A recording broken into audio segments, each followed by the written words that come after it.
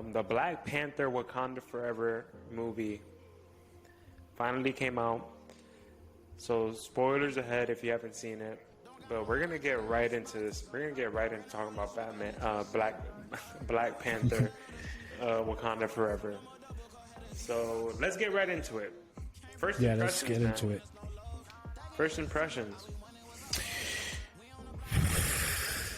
I thought it was amazing. I'll go ahead. I thought it was amazing.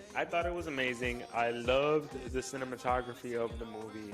I think that whoever designed the costumes, they should get an Oscar. Angela Bassett, I think she should get an Oscar for her role, her performance. And I thought it was amazing. I thought it was a great movie. I'll say more about it, but I thought it was a great movie. I loved it. Yeah, it made first me cry. impressions were it was just the beginning of it only. The impression that it left me was like, this is gonna be a good story. Like, just before even hit the credits came in, that part just came out, bro, and showing, and talking about how, Shuri was trying to save her brother, and that she was almost there, and she couldn't, and then it goes into the credits. That right there, I'm like, man, it's gonna be such a good story. Just by that scene in the beginning, I was like, this movie's gonna be awesome. This movie's gonna be good. Yeah, from the beginning to the end, Ryan Coogler, an amazing job putting this story together. Just from the beginning, bro. Just seeing Ironheart right out the gate, near the gate of the movie. So, seeing that character come to life, amazing. I think that the actress did great as Ironheart. She was so funny. Dominique Thorne did great as Ironheart. So shout outs to her. But yeah, man, I thought it was amazing. Letitia Wright, I think that she did great in taking up the Black Panther role. I think after Chadwick's passing, I think that she, it was a lot to what this cast has, what they've accomplished after Chadwick's death. This movie is a big accomplishment, man. For them to make this movie after that. And it's just amazing, bro. Tenoch Huerta, amazing. I love them. Ooh, yes, love them. Actually, all the Talokans cast that they had, like the what was her name? His side the Namora. Namora, was it? Yeah, Namora. Yeah, she was really good, bro. It was just everything. But the other guy, that he was like always he wanted to fight Okoye. He was like warrior, and that was freaking. I mean, having that little beef, yeah. That whole movie, bro, it was really good. Like I loved every like you said, the costume designs were amazing, bro. The music. The beginning, just seeing the beginning too, like how when they showed T'Challa's funeral and how it was a celebration, because he said it in the movie, death is only the beginning, So you see in this movie how they celebrated his life in the movie, and seeing how they did that, I think they did that really beautifully. That right there already got me teary-eyed. There was somebody in the theater behind me was crying like every like scene, bro. The movie was very emotional. It was, bro. Like that one part where Angela Bassett, Queen Mother, went to the UN. And they were like, yo, we want some of your stuff. And she was like, what else do you want? Like, no, I'm sorry. It wasn't that. Well, that part was intense because she was like, my son has died. The king has died. Respect, you know what I'm saying? And we're not going to give you that because of people like you. Vibranium, yeah. You know, because people like you, and the French lady even said it. She's like, "What about if somebody gets it and make a weapon, A super weapon?" Yeah. Yeah. So she already knew that what the French lady was talking about. She was like, "See, you already put it there. Like somebody out there might want to have weapons with it." Yeah. So we You know what I have mean? to protect. We have to, and then come to find out, this. I don't want to say too much spoilers, but come to find out, Ramonda was right, and then they brought the motherfucking prisoners there right in front of everybody.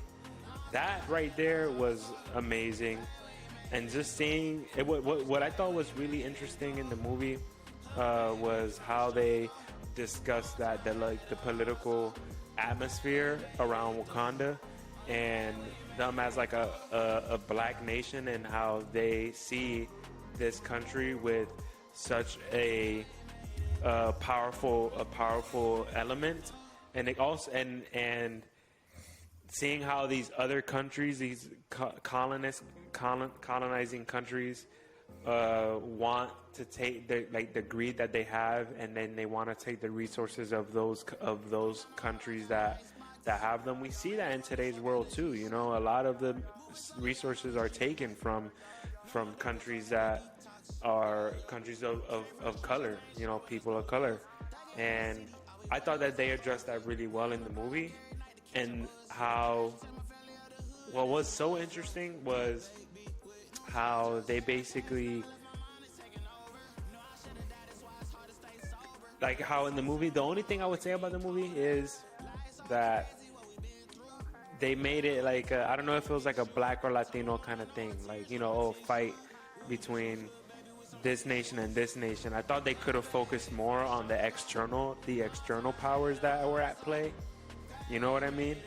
Yeah, but that's kind of makes sense, because it wasn't. I don't know if you saw it that way. I didn't see it as they're trying to put this, you know, black and against the Spanish one. I didn't see it that way. I was just like, they're doing the same thing as Wakanda's doing, right?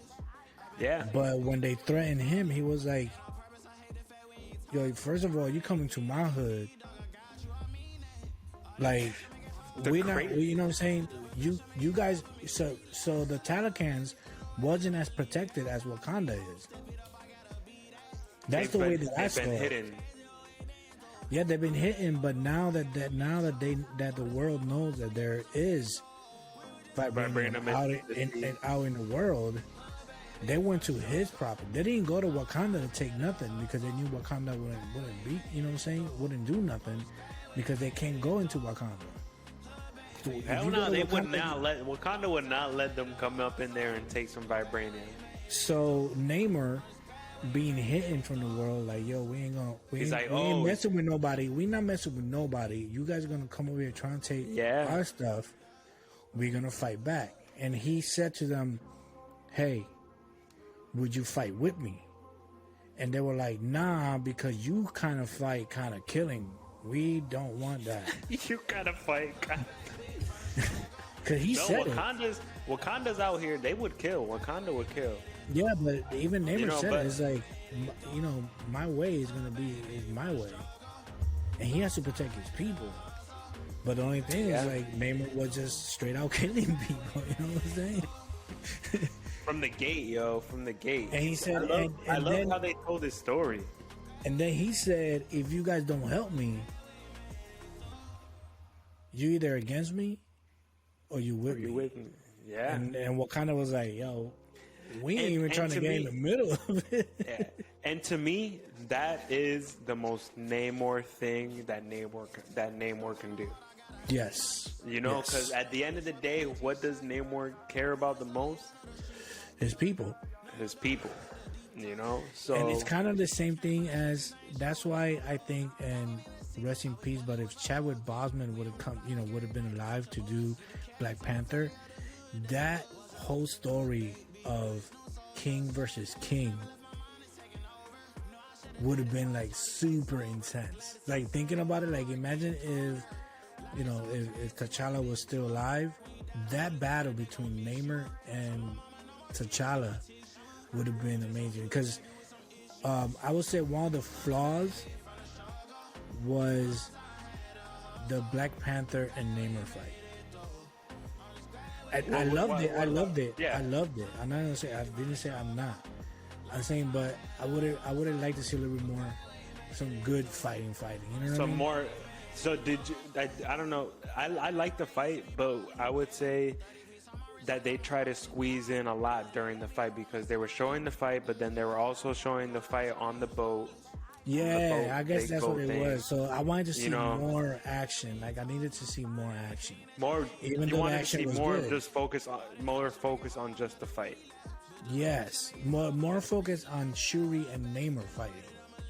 Yeah, Because that right there, there was some point when they were underneath the cave that Namor and Shuri kind of had like a little tension between them. Like, yo, what's up? You know what I mean? Like, kind of a little. You think at spark that point where Namor was like, "Oh, join me," you think that right before there was, like they looked at each other like, because I guess Namor felt how Shuri was feeling at that point, and he even told her. And you remember what you said in the campfire? You said you want to burn the world. Why don't you burn it with me? Yeah. You know what I'm saying? That's when she realized, like, damn, bro. Like, whoa. What was your biggest surprise? The biggest surprise was, I don't want to say it because we have some listeners that probably haven't listened to it. We just so say there was a big. All right, man. The biggest surprise for me was Ramonda dying, bro. I didn't think that Ramonda was gonna die. Yes, that was a surprise for me. But for me, was Michael B. Jordan Showing up. Killmonger showing up, bro. Seeing Shuri going to entrance the plane and then seeing Killmonger on the seat, bro. What? And he said, "You're more like me than you think." I was like, It makes sense though. It makes sense, you know. Like from what Shuri went through, you know, you can either choose a path of a better path, or you can be vengeful, you know. And there was a point in the movie where she was just focused on getting vengeance, bro. So I mean, dude, you saw your own mom die in front of your eyes, like, you know what I mean? Like, yeah, it was, bro. That part took me by surprise. The best moment for me, oh man, has to be the flying of Namor. When he went into Wakanda, he was fighting people in the air. Bro, there was a one point where it looked like he was like walking in the, like running in the air, you know? I was like, bro, that's dope. He turned, the way he was turning around like it was nothing. Like I'm an experienced flyer, bro. Yeah, bro. Your pilot don't got nothing on me, bro. Yeah, he was fast flying, bro. Bro, at one point he was like, that he went up to the sky. He was like, Did you hear in the movie? He was like, "Oh, when my mom took the plant, and I was born, I became the first mutant." Yes, that's the second time we hear the word mutant in the Marvel universe. They're in here, guys. All right, They're here. We got a taste of one of the first mutants. And I loved it. And I loved it how he said that his name was Namor. And how he explained it. Yeah. But at the same time, when Shuri was following him, she called him Namor. So for people that be like, "Oh, you can only say it this way," no. In the movie, he put it in, and you could say it both ways, and it would be okay. If you want to call him Namor, call him Namor. If you want to call him Namor, call him Namor. I think this this version of Namor, I loved it. You liked it more than you thought. Yes. No, actually, yes. What took me by surprise was when they kind of named Atlantis Talocan. That was interesting, yeah. But I like that they kept when you it see in the story, and when you see the story, you be like, That makes sense. You know what I mean? I liked how they kept the indigenous authenticity in the movie. Seeing Namor's story from young to, it makes sense why he was the way he was and why he decided to do what he did in the movie. A lot of people were upset that, hey, Namor is not a villain. How come they're showing him as a villain in the movie? Read the comics. But if you read the comics, Namor, he's about his people. At the end of the day, he's not really an anti-hero. He's just a hero to his people. He cares about his people. If you like, so if there's a threat that comes to kill the world, he's gonna fight that threat because it's gonna kill his people. Other than that, he's like, why you guys do out there? Why do you think he didn't care about Thanos or what the Eternals did? Because well, he should have fought, but he probably didn't know. He probably didn't know that Thanos could destroy half. You like chilling with your best friend, like, yo, we about to go chase some dolphins, and then what my nigga go?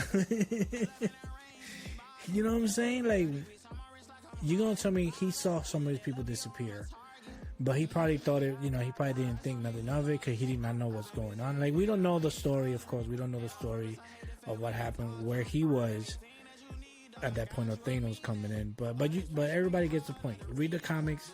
He's not a villain. He's not a hero. Like Kevin said, he's just about his people, man. You mess with one of his peoples, and you mess with the ocean. That is pretty much, he is the king of the world. If you think about it, he's the king of the world, bro. 75% of the world is covered by water. And he runs the whole thing. That's all him. So think about it, guys. He's the king of the world. He could actually go on top of the mountain and say, "Hey, Ma, I'm the king of the world," and it'll be true. But I loved how Tokan looked. The way that it was created, I loved it. What would you say? What was a better Atlantis? Atlantis from the DC movies, from Jason Momoa movies, or this one? They look kind of similar, but kind of different. I don't know, bro. To tell you the truth, the DC version of Atlantis was lit. It was lit, yeah. It was lit, bro. It was like literally taking a full city. It was definitely more Las structural. Vegas. Yeah, it looked very very modern city, while the Marvel Universe version of Atlantic was very authentic. It was very authentic to the indigenous culture. Yeah, that's what it was. It was more that, and because they probably lived underground for so many years. But they were advanced because even when he was a child, they had the breeders, so they were an already advanced culture. Yeah. You know what I'm saying? Because they had the weapons with vibranium weapon and everything before he was even 15. I thought that was so cool, like that they had access to that they had vibranium too, and I liked how the heart-shaped herb that they had their own version too, and how they connected it all because of the vibranium rich soil, and that's how they got their powers. Bro, one of the best was riding the whale. How they were riding the whale. They were just all hanging right next to the whale, and the whale just swimming, and they had like a whole bunch of them. I was like, yo, it was just a great visual of this movie was amazing. Like, what was the best scene? The best scene, bro. For me, the best scene has to be seeing Namor fly. Because they did it was an original way of somebody flying than anyone I ever seen. The way he flew, like the choreography of the. Yeah, he flew like he was walking or running or something like that. Like but also he was on the ground. Like he was just like jumping and doing this, and it was a very unique Look way effortless. It looked effortless. Yo, right? He would look at bro. One other scene before was when M'Baku went to hit him, and he was like, "What you doing, bro?" Fucking cracked the staff. That was two of the scenes because I don't know, for some reason I know they didn't show too much of M'Baku, but he was one of my favorite characters in the movie. Yeah. What was your favorite scene? I would say one of my favorite scenes was definitely the fight against Namor and Shuri at the end, where Namor is like walking away and he's like, "Oh, you've basically been defeated," and then she out here, she fucking turns on the ignition from the ship and burns the hell out of him. That shit was crazy. Yeah, that shit was crazy. Like, and seeing that fight, seeing him getting like cut up, it was a crazy fight. It was a crazy fight. Besides that, I would say seeing Atlantis, like Tokan. I thought that was a pretty cool scene, seeing all the people. And now all the Latinos are gonna be doing that little. right. Yo, rap people got the Wakanda Forever with much respect, but now, sorry, bro, we gotta do that. No, that was dope. That was dope. Yeah. So what do you think this movie? What does it mean for the MCU? This is the last movie of Phase 4, so Phase 4 is officially done with this movie. So how does it fit in the MCU? I think the key person that connects this to whatever's going to happen in the future has to be Valentina. She's in everything so far. Why was she there? Why did they put her in there? So this is me theorizing, right? What if Valentina knows that she cannot get into Wakanda? She's not gonna go ahead and risk sending people to Wakanda because they already know that Wakanda will kick their ass. So she's gonna form the Thunderbolts to go after Namor and go after his vibranium. That'll be crazy. And who else sent a whole bunch of villains that you don't really care about? That'll be crazy. Seeing how these movies are gonna come together, we don't know. Like, we're not really sure, but that's crazy. Valentina is like the tie-in for everything. She's been in most of the everything that all the Thunderbolt characters have been in. She's been in it. And now that she's in this, there has to be a connection between the Thunderbolts. So that's right. She has been in every part where one of the Thunderbolts be in. Hawkeye, Falcon, Black Widow. She collected two from Black. Falcon isn't a Thunderbolt, is he? No. No, but this guy is the bad guy. Oh, you're talking about Zemo? Zemo. He's gonna be he's in the Thunderbolts, I think, isn't he? Yeah. Yeah. And Winter Soldier. Winter Soldier is in Thunderbolts. So yeah, holy crap. So having her in there kind of make you think like or maybe I don't know if it's gonna be against, or maybe she's trying to recruit Namor. I don't know, bro. No, I don't think it's about that. Whatever, dude. I think it could lead towards that, where she's trying to put like a super team to infiltrate, to go against people that have power, pretty much. So why not have their own power? What if it's like her trying to learn more about all these different like societies, like Namor's society, Shuri's society, but also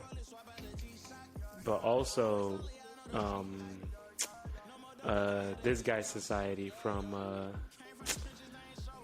Shang-Chi's society. What if she launches an invasion an invasion on all of those societies.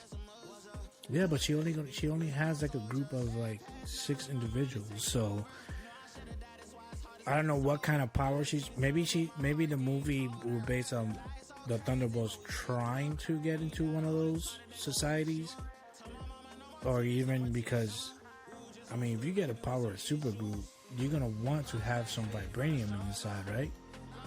If it's the most powerful metal in the world, might as well try to get some, right? Hey, and it changes a lot because the ending of it,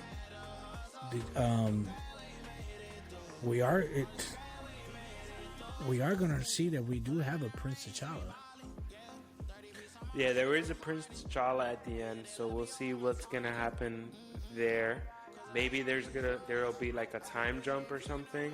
Because I wonder when this movie took place.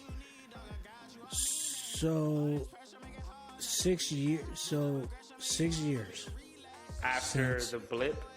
No, because remember, she thought that she was pregnant by She was pregnant in Black Panther. When the movie ended in Black Panther. Then the blip happened, and T'Challa, died. 5 years passed. T'Challa came back, and then a year later, that T'Challa passed away. So 6 years. So the son was like 6 years old. He looked like 7 years old. Yeah, 6, 7 years old. Right. I wonder when this takes place during the other shows. How much farther away. But hey. No, I think they all kind of stay in the same. I think everything that's happening in the shows is between the first year of the blip. All right. Okay. Like the first year that everybody came back from the blip. I think because everybody from all the shows, everybody disappeared, right? Like everybody that was in the show disappeared except for Hawkeye. Hawkeye didn't disappear. Yeah. But Yelena did. And also Yelena disappeared. Yep. So yeah. So I think it's like the first year. I don't know, man. The future of the MCU is growing because now I would like to see a Namor movie. You know, I would love to see a Namor movie going up against everybody, bro. Or at the end, this is his redemption. He becomes a full-on hero after this movie. I really loved Tenoch's performance of Namor. So Lupita was looking good, bro. Lupita. And she oh my God. I seen her before, and I'm like, wow, she's a very beautiful woman. But for some reason in this freaking movie, she was looking beautiful. Yeah, man. My list went from, this was my list basically of like celebrity crushes. It was Tessa Thompson, then it was Megan Thee Stallion, and now Lupita has come up to the top, and now it's Lupita, Tessa, and then Megan. Yeah, Lupita had jumped. Lupita went up to number 1. For me, I grew up. I mean, we're different generations, so. But Jennifer she looked great Aniston in her prime. Yeah, from, but Lupita. Friends era. But Lupita went number 1, bro. I was like, yo, hold up. And she knows Spanish. Really good Spanish, too. Yeah, I even saw one of her TikToks. She's dancing at one of the songs from ¿cómo se llama? El Crepo. She was singing it. Yeah. She was like lip singing it. And yeah, bro. Okoye kicking ass. Okoye out here kicking ass. Oh my God, that one part, bro, with Mother Queen when it took her off being a general. Oh, bro, I think sad. that was like one of the other parts that I said that I actually got teary-eyed because I felt the pain she was feeling when she was like, "Don't take this from me." Bro. I was like, "Oh no!" Like this is who I am. Yeah. Oh, that was man. sad. Yeah. That And the was suits. sad. What do you think about the suits? I thought the Midnight suits Angels. are okay. I think it was funny that they made fun of the suits before they put them on. Like, oh, she was like, oh, that suit looks ugly. So they knew that the suits weren't amazing. But they came out to be dope as hell. Well, I didn't like the design, but yeah. But what did you think about it? You thought it was good? They were cool. They were actually, I looked them up, and they're actually very comic book accurate. Ironheart suit, yes, it's true what everybody was saying. It kind of looked like a Power Ranger kind of power up at one point. But I'm glad that suit stayed with them, so now she has to build a whole new suit. So in Ironheart, we're gonna see a whole new suit. But that suit kind of did remind me of like a Power Ranger type. It was like too bulky at like around here. I was like, I think it was like a Transformer. Yeah, I think the helmet was a little weird. It was cool. It was cool though. But I was like, yeah, I liked how they introduced Riri Williams in this. So we're gonna get a lot. We got a lot from this movie. So who knows what's gonna happen with Phase 5? So now with Phase 4 officially done,